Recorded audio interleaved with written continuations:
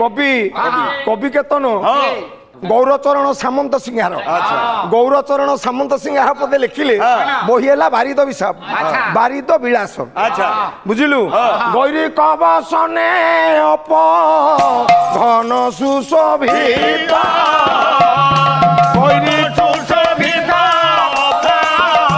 घन सुशोभित शिरे दिशे जटा श्वेत शिवलिंग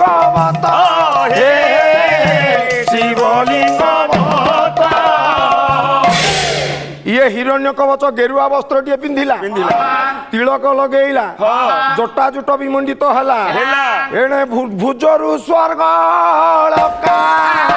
तिलक शोभित तिलक शोभित भोला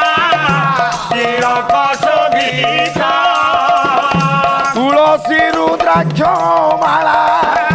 कंठे विलंबित